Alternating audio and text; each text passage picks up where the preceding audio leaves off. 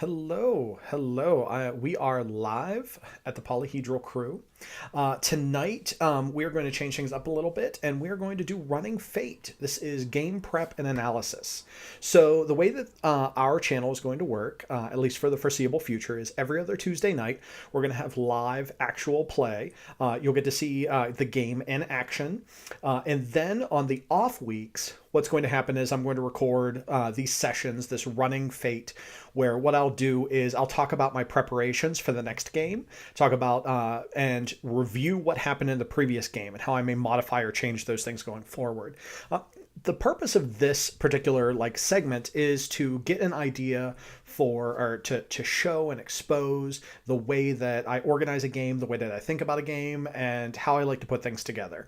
I'm a very story-oriented game master. I like to weave in threads. I like to keep things going and keep it interesting and exciting as much as possible.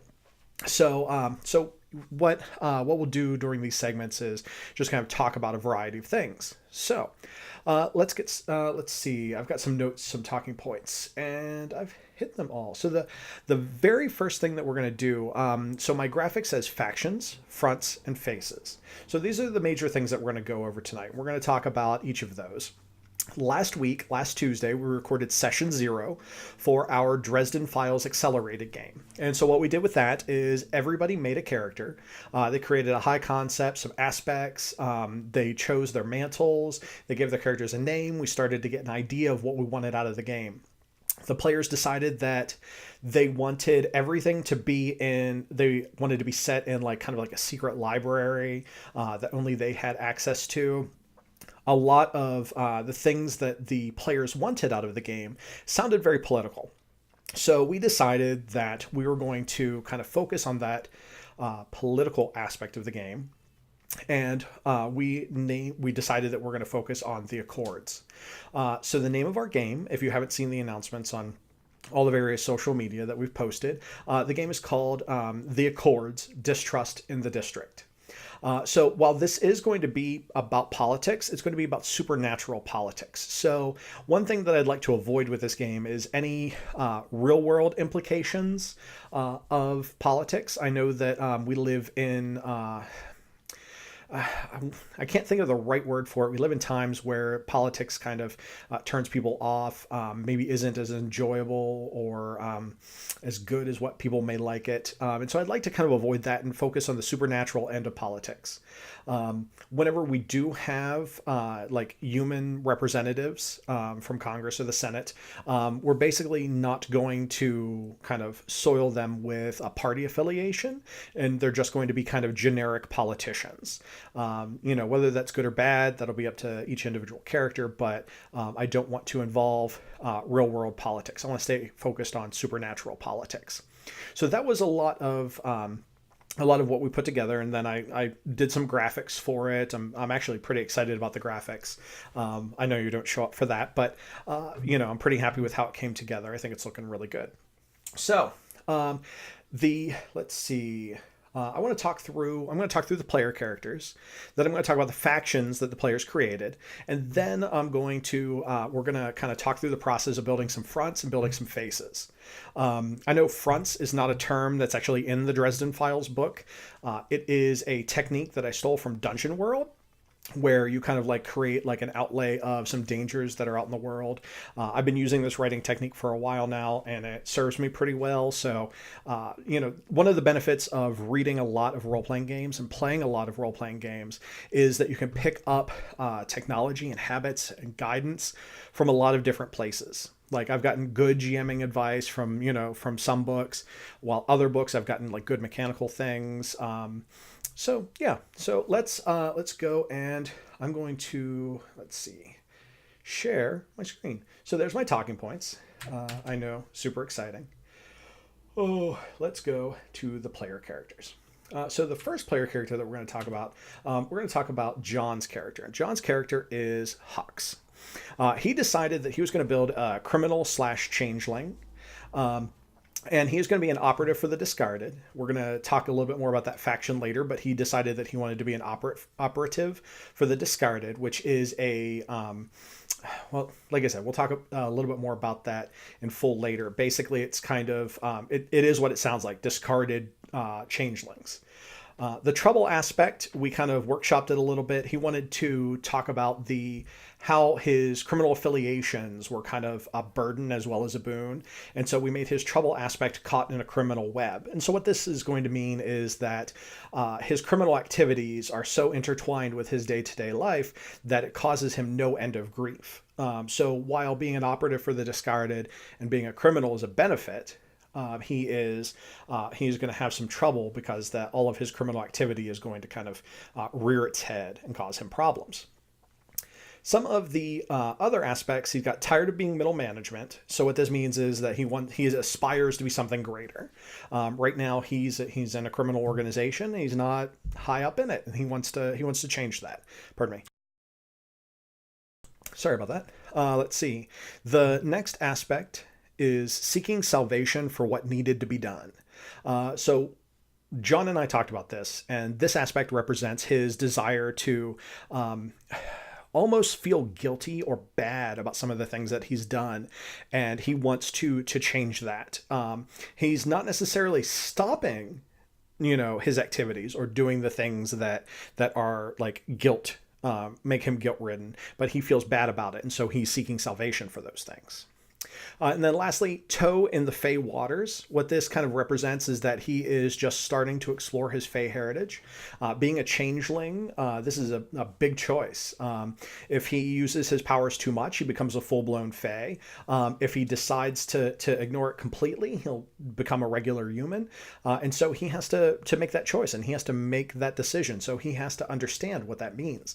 And so that's part of that exploration. So that's Hux, one of our characters. Let's see. Let us now examine Evangeline Raziel Teller. This is Mallory's character.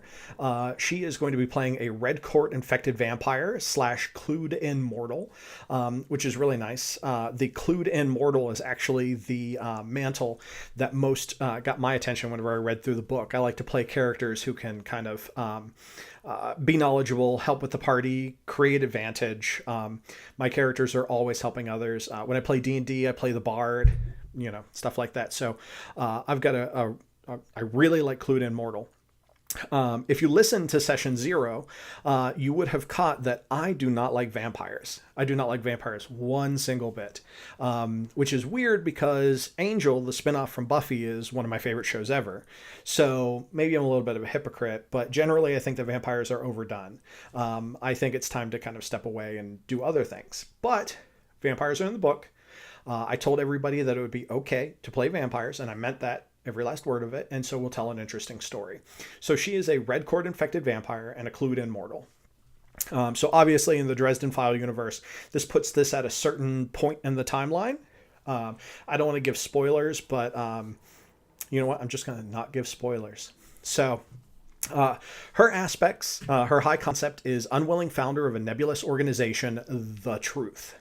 And so we talked a little bit about what this means. The aspect as written here needs a little bit of context. And that context is that The Truth is an anonymous hacker organization. Ostensibly, it is a white hat hacker group. But as with any kind of like hacker activity, is it always white hat? Is it always black hat? There's some gray there. And so what this aspect means is that she was the founder for it and she's a prominent member of it, but she doesn't control it. Like she's not the benevolent dictator for life, to steal that term from various technology organizations. She can't veto things. So it's interesting. Her trouble aspect is disgusted by her hunger. This aspect represents her fighting against her inner nature and wanting to like just not be that person anymore, not give in to it. Her other aspects: never stops digging. So this kind of she perseveres. She always like goes for the goal, digs in deep, wants to get her clutches on whatever she's after, which can that is something that depending on the outcomes could be good or bad. Then let's see. No firewall can stop me. This was the aspect that we came up for her hacking ability. We do have the unwilling founder of the truth, which kind of tied into hacking skills, but she wanted to reinforce that. And so no firewall can stop me indicates that she's very talented with technology. So that could be computers, that could be like with, building drones, various things like that. And she can play into that. And then lastly, she is a broke ink addict. And so what this means is that she basically loves tattoos. Like she gets them all the time. She's covered in tattoos, which plays, of course, into I think it's the St. Giles, like tattoos that like help her control what she's doing. So it really ties into everything. Let's see. Let's go with Michael Du Bois. Which I may be mispronouncing. I'm sure that Christopher will correct me. This is the Earl King's Huntmaster. Let me just fix a typo. Then his high concept is shinobi for the Earl King's interest. So basically, this is somebody who is very talented at what he does. Somebody who is a hunter, but a hunter of like the stealthy variety. His trouble aspect is that he is new in town. He is actually going to be not from the United States. I believe he's going to be French. Or at least he's going to speak French. I don't know if that means he's going to be from like Quebec or from France or from a different part of Africa.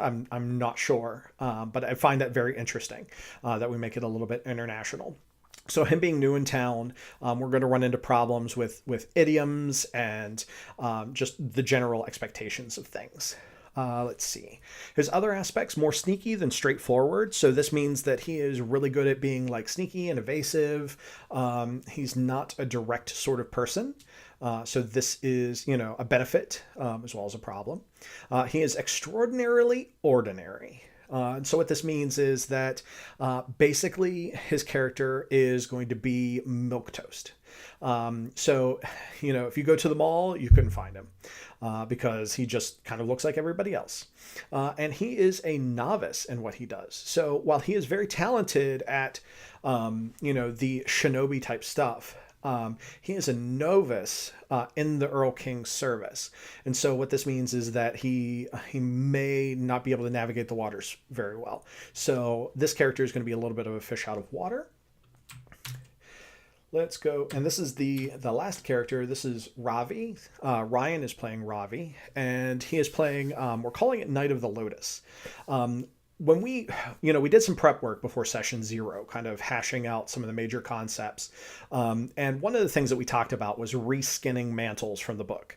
I am super cool with reskinning mantles from the book. Because I want everybody to have the right flavor. I offered, in fact, to write some mantles for concepts that people had if they didn't match what was in the book. So what Ryan wants to do is he wants to be an Indian knight to the Indian religion.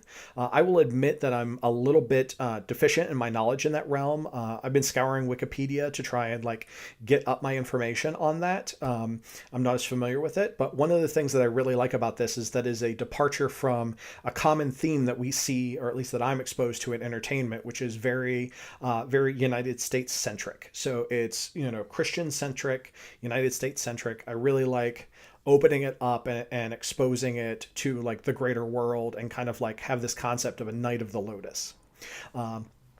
The high concept here is the agnostic Knight of Vishnu. So his character is one that doesn't necessarily ascribe to a particular religion.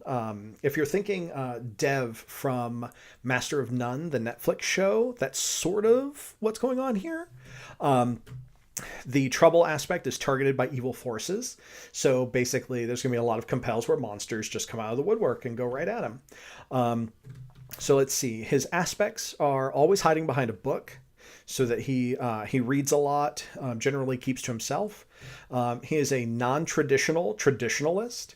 And what that means is that he wants to observe proper tradition, but he wants to make sure that proper tradition is like observed for the correct reasons.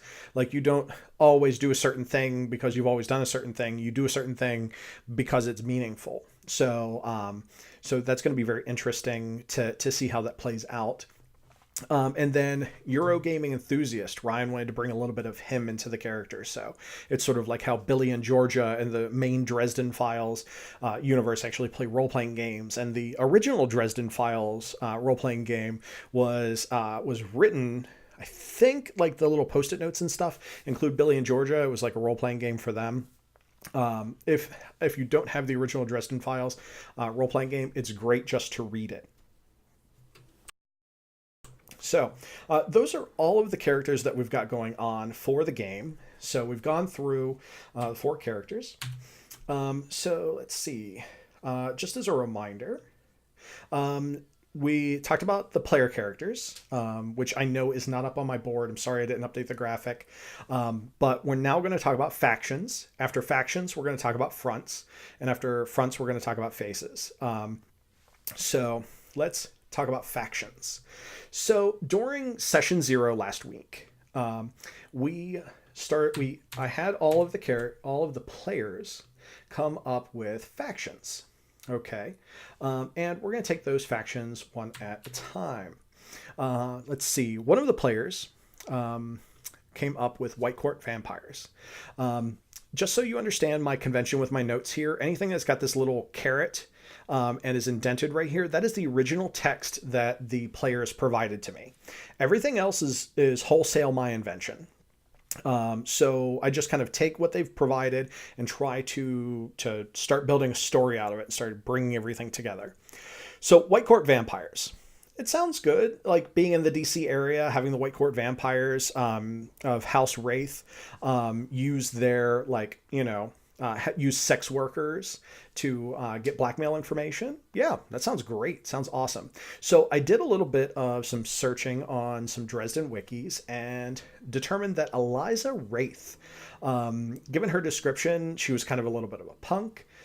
She was very briefly in one of the books. I decided that I was going to use her and flesh her out as a character. So this Eliza Wraith, with her punk aesthetic, has been placed in charge of maintaining House Wraith's political power in DC. She doesn't want to do it. She's a rebel. She wants to, not have her family telling her exactly what to do. And so as a result, she is going to do it her own way. And so that's kind of where the sex workers sort of come in.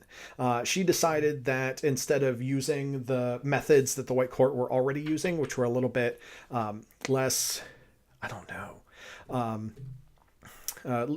a little bit, they were highbrow. She decided to make it a little lowbrow and started to use sex workers to collect political power.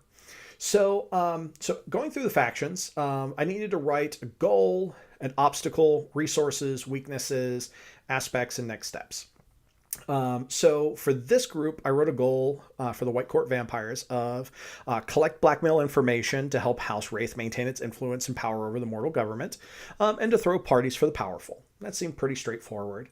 I did include a secret goal. Not many of the organizations have secret goals. I know that I'm broadcasting all of this, so my players, of course, are welcome to come and see the stream. I did warn them in our Discord server that if they showed up, that they may spoil things for themselves, and left that to their own devices. I'm a very open GM. I like to provide information. I do keep secrets, necessary secrets to make sure that the story, like the reveals, are good, but I'm fairly open as a GM. I trust that my players are going to give me a good story. So it's not about winning, it's about having a good time and producing a good story.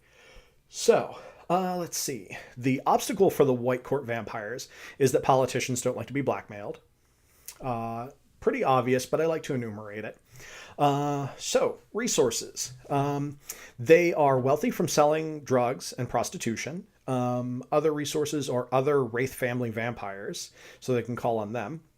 And then favors that they can call in from other groups because of all of the leverage that they have. Their weaknesses is that they only have influence over those who can be blackmailed. So if you've got somebody who doesn't fall fall into like their vices, then they don't really have as much leverage.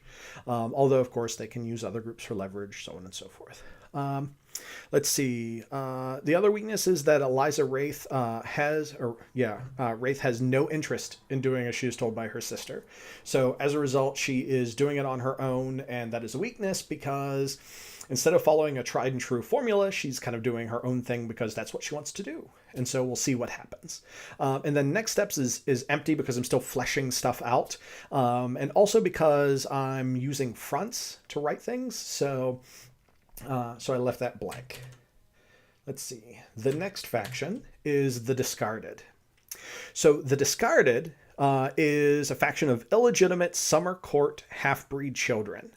They banded together under their leader Sloane to take down their parents and bring chaos to fairy kind.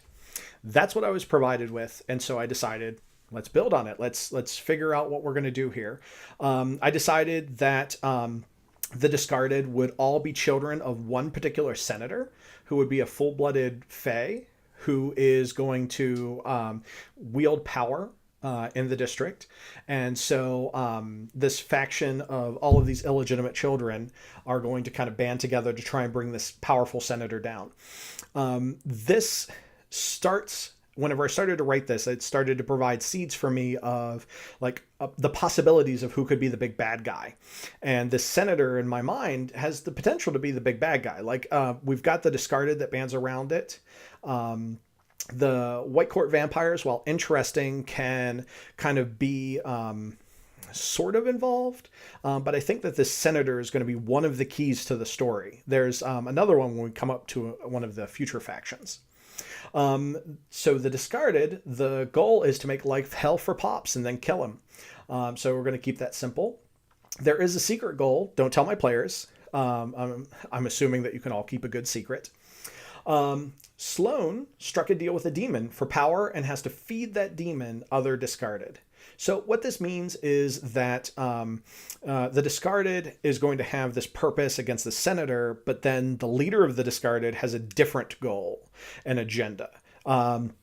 So like it's kind of like the apple doesn't fall very far from the tree. So this Sloane character is also going to be a villain. And that's more of a long-term plan. Kind of planting the seeds for long things. We have talked as a group, how long do we want to play this game? And we've decided that we're going to play like probably between 4 and 6 sessions. And then we're going to see where we stand. We're going to see if we continue with this story. We could see if we continue moving, like what direction we move into. Like after 4 to 6 sessions, we're going to try and have a nice tight story. And at the end of that story, we're going to see if we're going to tell more stories with these characters or if we're going to do something else. So what I'm trying to do is think a little bit more long-term. So the Sloane is going to be like a far off villain if we get to that point. So this is listed as a secret goal, but it's not really going to come into play anytime soon. But I thought that I'd write it down just because I like to take a lot of notes. The obstacle, the senator is not going to like this, and the demon has its own agenda. So those are some obstacles. Resources, Hux works for the Discarded, so he's going to be tied into that. Sloane and her army of bastards are going to...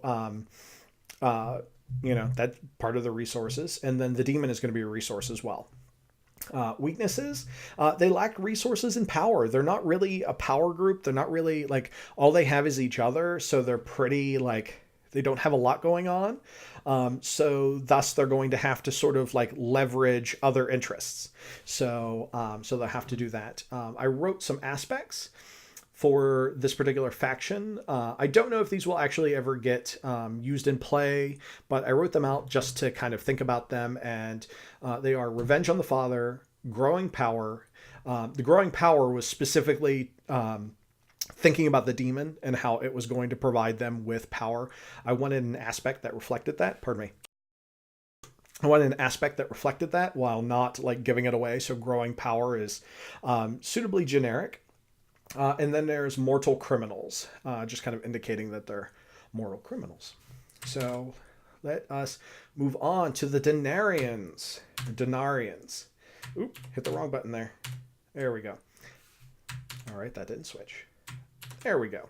All right, so the Denarians. So one of my players said, "Hey, let's have some Denarians. Let's have them break off, and they're hunting DC for like the library that the player characters are in, that has like some kind of book that they state whatever magic curses their coins, but involve the Denarians.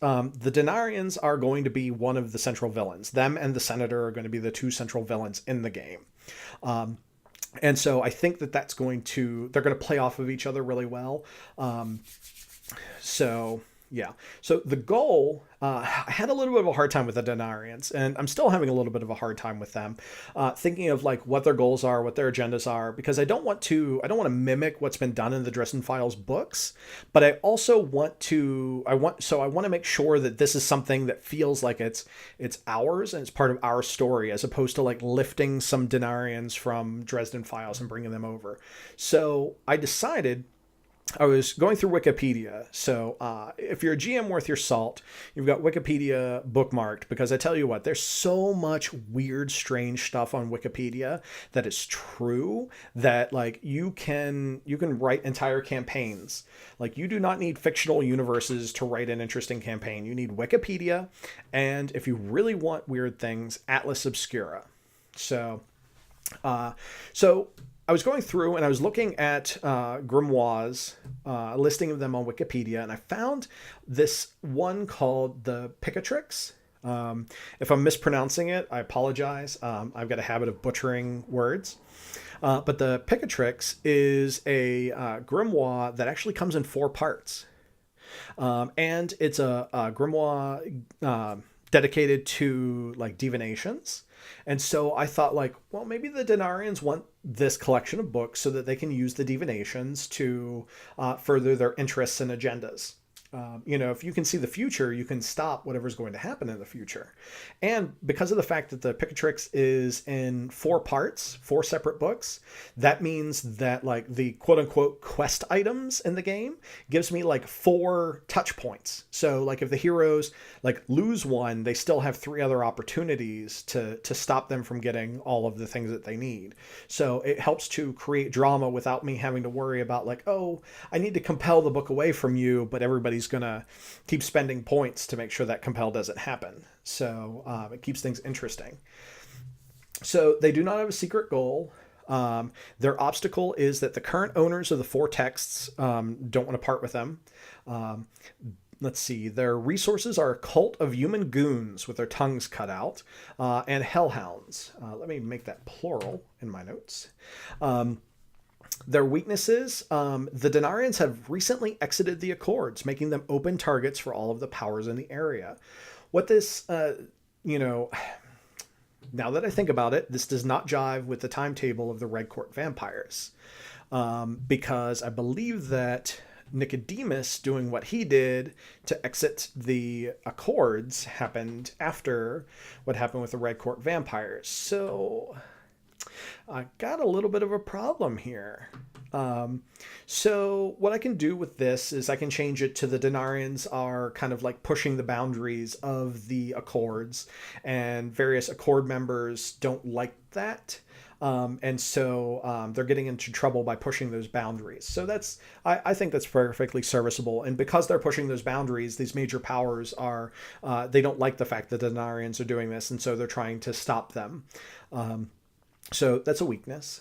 And then for aspects, I wrote seeking the Picatrix and opposed by the White Court. I started wanting to have some interplay between some of the factions, and I decided that the White Court, who they're shady, they really like to use cat's paws, don't appreciate the Denarians being in the district and causing trouble and violating the Accords.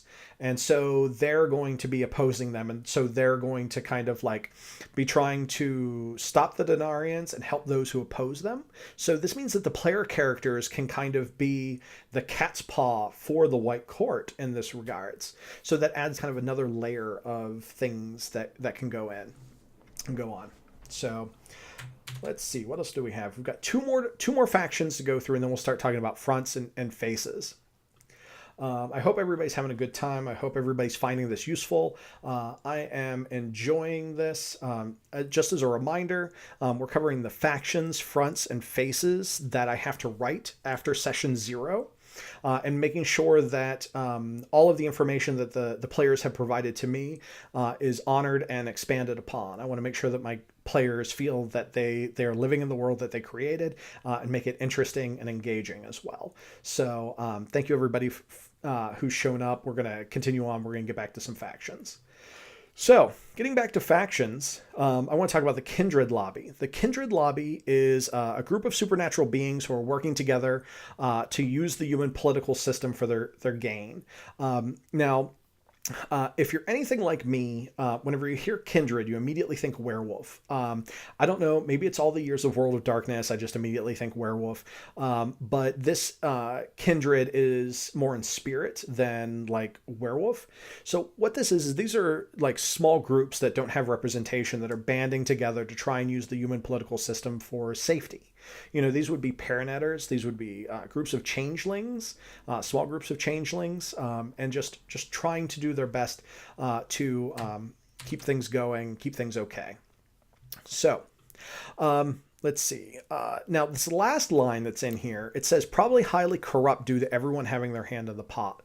So what this means is that this group is going to have people who are good, people who are bad. There's going to be like a gray area, just like any particular group. There are going to be people who are altruistic, people who are self-centered, but it's going to be for the greater good of these smaller groups. So I wrote up some stuff.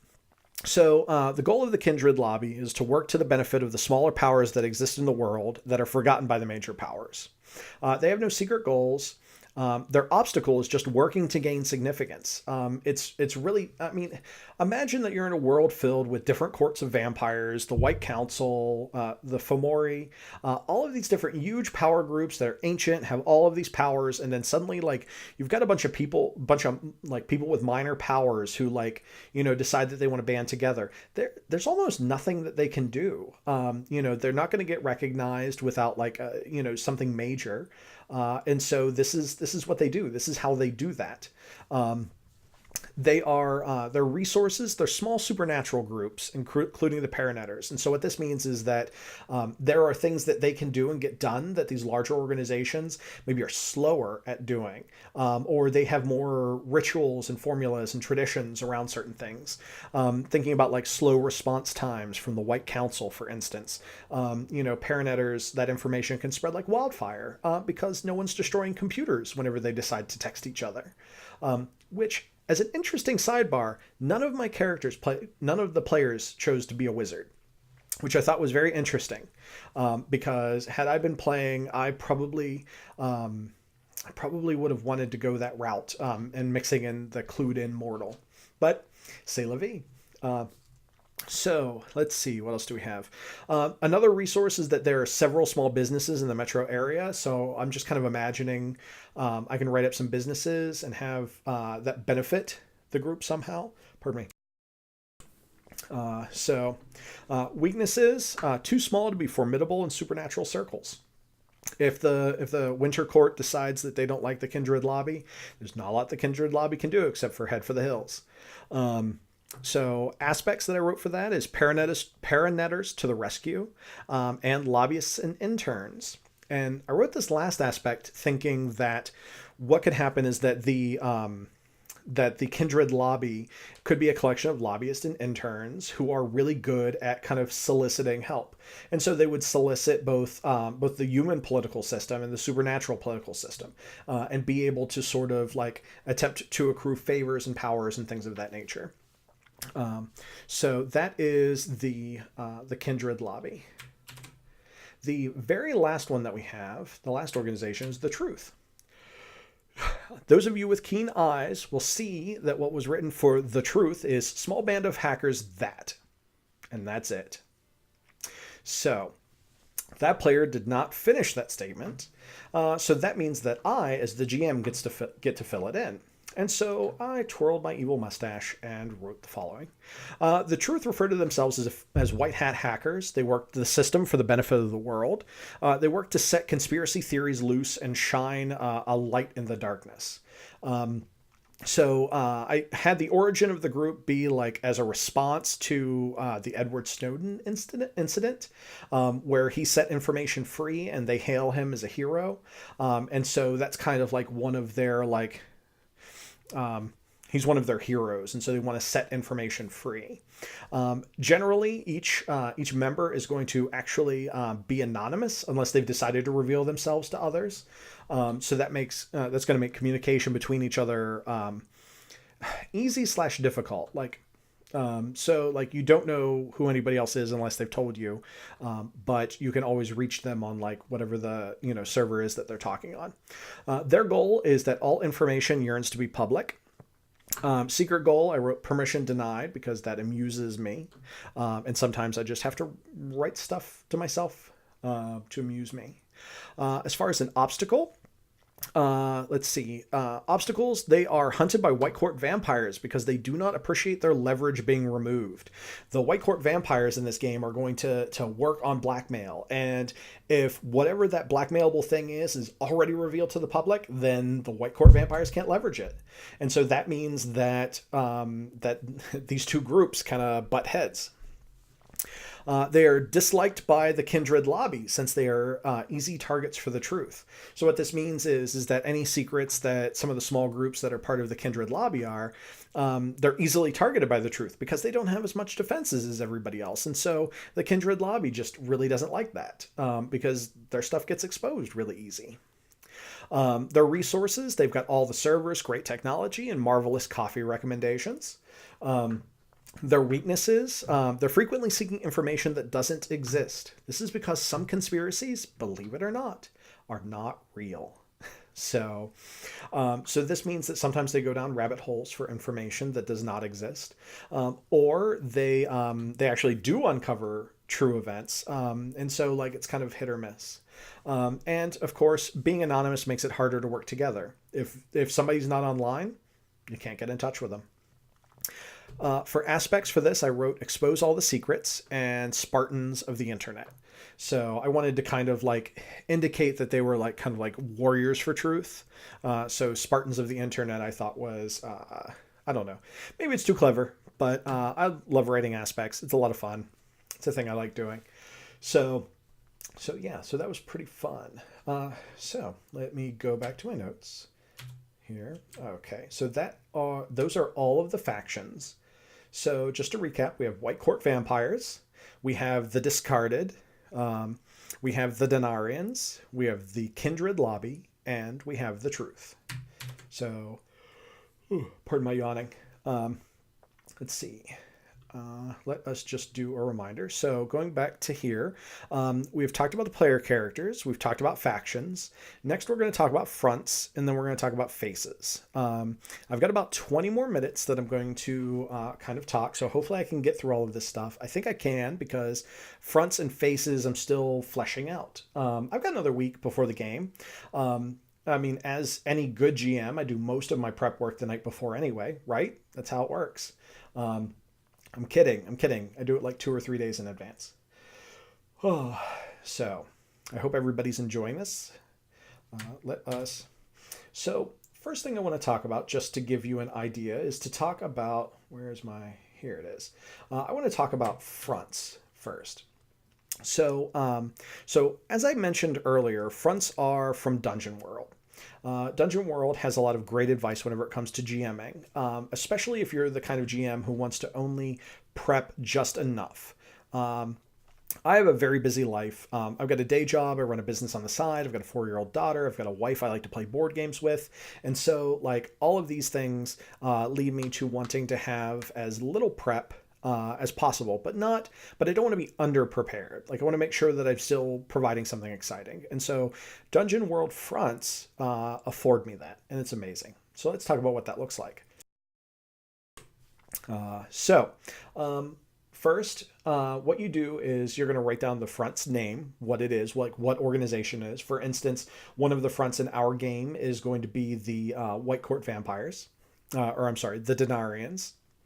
And you write down the impulse. The impulse is, what does that front want to do? So, talking about the Denarians, their impulse is to collect all 4 books of the Picatrix and use it to divine the future and get themselves out of as much trouble as possible and accomplish their goals. So, the cast are all of the PCs and NPCs that are involved. And so this is going to be a list of the 2 Denarians.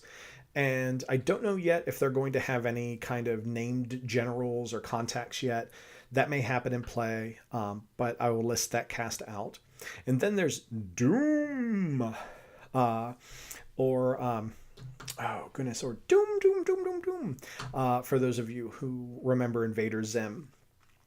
So in the Doom, you basically enumerate what steps this front is taking. So you say, what's their first step? What's their second step? What's their third step? And so on until their steps are complete. So usually you want to have 2 or 3. And what's going to happen is as the players interact with what's going on in the world, some of their fronts will forward their agenda. So if their second step is get the second book of the Picatrix from, whatever shop is holding it, and the players decide that they're going to go take care of another threat, like maybe they're going to go deal with something that this senator that I want to make as a villain as well, they decide to go and take care of that. That means that the demons go and they get that second book. And so that step of the Doom, moves forward. Sometimes these Doom steps change as the game goes on. Like, obviously, if it's like, get what you need and then destroy the world, if they don't get what they need, destroying the world doesn't happen. So you have to enter in another step. But basically, this is just guidance for me as the GM to know, like, what's going on and keeping things going. When you run a game that is as free form as Fate, you can't sandbox it the way that you can with Dungeons and Dragons or Pathfinder. Those sorts of games, you can set up encounters, you can create dungeons, you can kind of create flows for where the player characters are going to go. Now, don't get me wrong, I've had plenty of games go off the rails. I've been running games for 20 years. And so I've had plenty of games go off the rails. So sometimes the best laid plans just are laid waste by the players. But with Dungeons and Dragons and Pathfinder, it's much easier to set up like encounter A, B, C, D, E than it is in Fate. In Fate, you really sometimes don't even know where things are going. You're just like, okay, so I'm going to compel you to do this thing. And then suddenly there's a whole new subplot that's just been invented.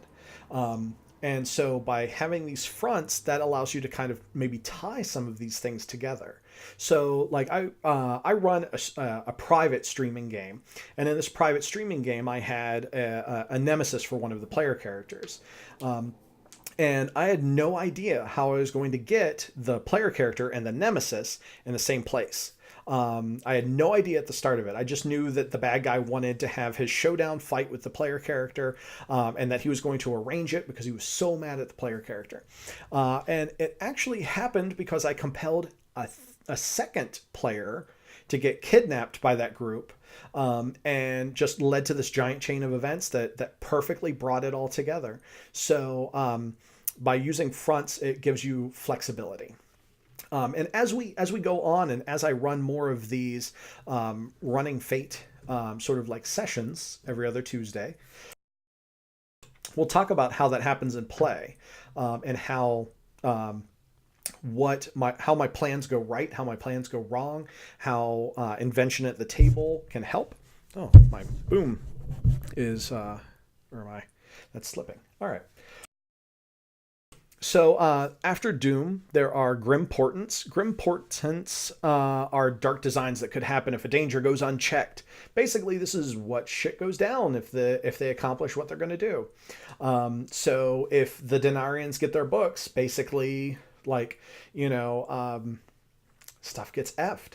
And so I know that I, as a GM, have to have a compelling, like, apocalypse for if they get all the books. Like them being able to just kind of like dodge issues with divination really isn't a good strong story reason to stop them. It's a little bit namby-pamby. So I've got to give like something bigger, like maybe there is some sort of like big event on the horizon and they're looking for a way to dodge it or like do something with it. I don't know. That idea hasn't percolated yet.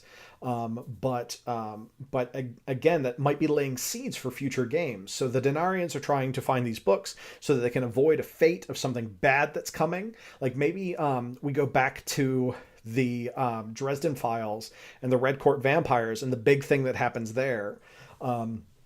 And maybe that's something that the Denarians feel coming in the future because we're set a little bit before Chichen Itza, which again, I may be butchering that pronunciation. I butcher words a lot. Maybe they sense this big thing coming and they want to avoid it. And that's kind of foreshadowing. And then there's another problem that the PCs have to deal with. Like maybe that big event that's going to happen is going to maybe impact more than what the Dresden File books say. I don't know. Maybe not. But yeah, the trick is the one of the things that I like to do is start layering in story elements early, and leaving myself a lot of options. So anyway, then stakes are basically kind of like questions that you ask about people, places, and groups that you're interested in. This is just basically kind of like trying to like, how does this impact other players? How does this impact NPCs? So that's the anatomy of a front on a very simple sort of point of view. So let's look at some fronts. So I've only just kind of started putting together fronts. So like I've got the Denarians and I copy and pasted my little document in here. And I'll be honest, I'm having a little bit of trouble with the specifics of the Denarians. I've talked through a little bit of it tonight here on the stream. And I think I've got a couple of ideas. I think we want the impulse to be to collect up the books of the Picatrix. If I can type right now, nope. Collect up the books of the Picatrix and something. Then the cast. I do know that I want it to be the Denarians, and there are going to be 2 of them. I haven't thought of the specifics for the Denarians yet. But then as I think of the specifics for the Denarians, I'm going to start enumerating the Dooms and the Grim Portents. And so that's how we're going to put that together. Like I said, a little bit half-baked. I've still got a week before the session, so hopefully that'll all work out all right. Let's see. Next up is the discarded. Again, just kind of copy and pasted it here. I'm still kind of working my way through the discarded. We know what the front wants to do because we talked about the faction. They want to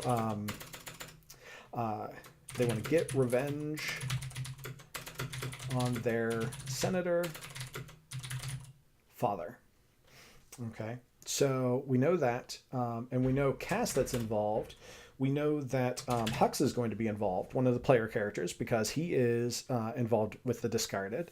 So we've got that. And then we've got to kind of enumerate what steps they're planning on taking for that sort of thing. So I've really just started putting together fronts. What I'm going to do is, if you guys pay attention to our social media, I'm going to be sharing some of this stuff as I write it. I'll definitely be going over this again in 2 weeks whenever I do a review of how the first session went and what we hit. But those are kind of the fronts and how I've started. I do know that not every one of the factions is going to get a front. That's a lot going on. What I'd really prefer to do is keep it to 2 or 3. And I think that by keeping the Denarians and the discarded at the front, I think that at the front, I did not mean that pun, although I do love puns. It will allow us to keep kind of have focused enemies and then have these side factions that are kind of doing things. So I think that we're going to start off the first session with the Denarians and the discarded, and then depending on how the game is going, spice in some of the other factions, depending on how that works out. So, just as a reminder, we are, let's see, we talked about player characters, which is not on the list that you see right now. Then we talked about factions, where I have fully written factions. Um, then we talked about fronts, what fronts are, and how we're going to use two of them in the game. And next up, we're gonna talk about faces. Um, Faces are one of those groups. Let me move back to my side by side view. There we go. Uh, Faces. Let's see. So I have I have this as my kind of face template. What I like to do with faces, at least ones that aren't opponents, is have the name, have the aspects, write their goals just as a reminder, and then write down any relationships. I usually like to keep notes whenever NPCs interact with each other or PCs, so that whenever I come back to using this character again, I can be like, oh yeah, that's right. This NPC was upset at this PC for this reason, and I can maintain that illusion of consistency with the NPCs and how that all works. So let's take a look at the list. I've only started to block some of these. So I have Eliza Wraith, White Court Vampire. I'm going to rate some aspects, goals, relationships. She is definitely going to play into the game. I know that I want a Kindred Lobbyist, so I want someone who's going to represent that group. Let's see. I would do that one last. I wrote down Denarian 1 and Denarian 2 because I'm going to come up with ideas for the Denarians, but I want to try and make them interesting. If you have ideas, send them to me. Polyhedral Crew is on Twitter. Polyhedral Crew is on Facebook. Polyhedral Crew is on Google+. If you search it, you can find us, and I'm happy to take suggestions. I actually have, just a little bit of a tangent, I actually have someone sent me via Twitter this Mananagul monster here from Wikipedia. Excuse me. I was talking on Twitter about how I use Wikipedia to find new and interesting monsters, because instead of using werewolves, zombies, vampires, all this over and over again, I go to Wikipedia and look up a lot of stuff and try to come up with new monsters, new challenges, stuff that is in the human culture but is underplayed, underused, and so they provided me with this. Let me go ahead and share. Let me see if I can get this font size up a little bit. So what this is, that's a great illustration, is a vampire-like mythical creature of the Philippines, a malevolent, man-eating and blood-sucking monster or witch. So I thought this would be an interesting sort of take on like vampires, and so I'm going to feature this very much probably in the opening scene of the game, because, well, I'll talk about the opening scene last, but just so that we can have something a little bit interesting and new that the players maybe don't expect or don't have a great understanding of. So let's switch back to my notes, and we are almost out of time, but I just want to talk through faces. Let's see. I've blocked the senator. I've blocked Sloan. Just creating pages for them so that I can flesh them out later. Lastly, so one of the things that the player characters did not do at the end of session 0, which it was my fault because I wanted to try and keep to a certain timetable. They didn't tell me how they all got together. I have no idea how the players got all together. So I am actually inventing that for them for the first session. I believe very much in starting in media res. So making sure that the players are already in the thick of things. I feel that gives it off of the shot sort of thing, as opposed to like, well, we all go to the local tavern and the tavern owner tells us, hey, there's a monster killing my cows. I feel that that's a slow start. So I'm going to actually start big with a big complicated scene, and kind of describe how the PCs got there and have them help me fill in the blanks kind of to begin with. But one of the hooks that I'm going to give them is there's going to be, we're going to tie it into this Picatrix thing. And one of the truth one of the members of the Truth, is going to have like notified a couple of people to go to this place to try and stop the acquisition of this book. And I decided that the handle for this person was going to be Charlie from Charlie's Angels, except make it a little bit more elite speak with a 4 and a 1. And actually, I guess that, let's see, that could be a 3. No, reads more like Charlie with an E. So I decided on that. So that's, those are the blocks that I have for player characters. I'm going to fill them in. I may do another video. I don't know if I'll stream it or not, just because my NPC generation process involves a lot of cards. Yeah, my NPC process involves like using a lot of cards, writing a lot of notes, generating a lot of aspects, and writing a lot. Actually, you know what? Let me just switch to this. I'm going to go back here, and I'll actually pull out my little GM kit, and I'll show you the cards that I'm going to use to generate faces. And then after that, I'm going to say goodnight to everybody because I am just about out of time. But so let me just go and grab those. You guys get to see a little bit more of my office. Let's see. All right. Okay, so I've got my GM kit here. And all of the stuff that I'm about to show you are things that I absolutely recommend. They are just useful tools.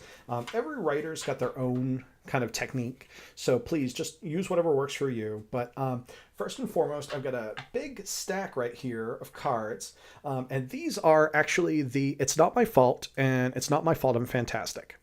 Now, these are for quick generation of Fate characters of particular genres, so specifically fantasy and specifically kind of a little bit more generic. And so what I do is I use these to kind of ideate. So for instance, if I draw one of the cards, I draw Illusionist. So what I can do is I can actually have that be like maybe someone who has illusion powers. Maybe it's a monster that works in illusion. If I'm generating a mortal PC or a mortal face, maybe it's a master of disguise. If I pull something like Centaur, I can either skip and redraw, or I can be like, okay, so instead of being an actual centaur, or maybe they are, instead of being an actual centaur, maybe they're good with horses. Maybe they've got like, just pull in, like maybe they've got a love of unicorns, a little bit of a very obscure Buffy reference. Let's see, the next thing, non-player character cards. These are fantastic. This is actually a collection of a bunch of decks of cards that I'm going to just dump a couple of them out here. So there's a pack. Whoa, let me get it in frame here. There are a pack of cards for relationships, a pack of cards for names. There's a pack of cards for quirks, and traits, and so on and so forth. And so I can actually draw these cards and deal them out and get a bunch of interesting stuff about my characters. There is also a PDF version of this that, I'll be honest, I usually use the PDF version and roll some dice on their random charts, just because I only have so much desk space here on my desk, and so I try to conserve it, and so I use the PDF. But those cards are fantastic whenever you've got a bunch of players at the table trying to come up with ideas. So let's see, the next thing that I use, let's see, yeah. All right, so the next thing that I use is I use these backstory cards.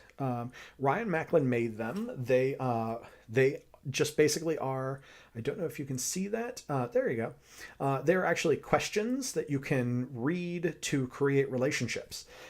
These generally are for creating characters, like player characters, but you can use them for your NPCs if you want relationships between your NPCs, or you can use them to generate history with player characters.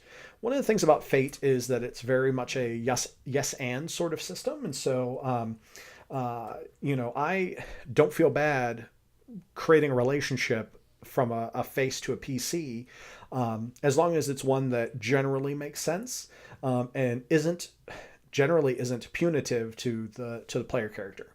So like I won't if it's family, I'll usually give the player character a heads up. But if it's like maybe someone they dealt with in the past, I'll give them a short description. And depending on what kind of relationship I want, I might prep the player. Let's see, what's next in my deck? So blatant product placement. I make turn tracker cards. These things are fantastic. I use them for tracking active players. So if you're waiting for your turn, you're ready for action, and when you're done, you're done. They're on drive-through cards. Let's see. If you want to set, I'm always happy to give out discounts to help people out. I understand that not everybody has money to afford all of this stuff, but let's see. Next up, skill prompts. Ooh, let me get it in frame. Skill prompts for Fate Core System. These are a series of cards that have skills listed on them. And so what I'll sometimes do with characters is I'll be like, okay, so I really think that Denarian 1 should have, and I produce, really good at provoking. That makes sense. There are also a series of questions on here, and answering those questions can sometimes help you better understand your character, or the character that you're making. We're almost done going through my deck, and then we'll call it a good night. Let's see. I've got a Writer Emergency Pack. Should use that hand. Writer Emergency Pack. This is a series. This deck is actually made for writers, so that you can try and like unblock yourself if you've got writer's block. Whenever I'm writing sessions and campaigns, if I run into problems with plot, or I feel like I'm being unoriginal or uninspired, I actually pull a card from here and start working at it. And usually that kind of provides me with something new and something different. So that's really good. And then the last thing that I'm going to show you are short order heroes. There. So short order heroes are cards that you draw that have various traits like blind or suspicious. And there are a lot of them. Oh goodness. I've got, let's see, this is my stack of them right here. There are even more packs available. I haven't gotten them myself, but maybe I've been writing a lot, so maybe I'll have to go and get those. But that's my collection of cards that I use to help write up stuff. Like I said, maybe I'll do a video about writing up some NPCs just to kind of show the process, but it'll probably be something that I'll have to use like a couple of different camera shots, and it probably won't be live, just because of the way my process is. I want to make sure that you get a good sense of it. So tonight, we have gone over the player characters. We have talked about factions. We've talked about how to put together fronts. And we talked about how to put together faces. And this is the prep where I stand right now, between now and next week. If you follow us on social media, I'm going to try and post my GMing process as we move along. Hopefully spoiler free, so that the players don't run into any problems. And that's about it. I really appreciate you joining us. I would be ever so grateful if you could give us a follow, either on Twitch or subscribe on YouTube. We welcome comments, so please post to the chat room, comment on YouTube, reach out to us on social media. We're trying to grow. We're trying to run a good game. So any ideas that you might have, please share them with us. It's all greatly appreciated. So thank you all for coming tonight, and good luck and good gaming. Goodbye.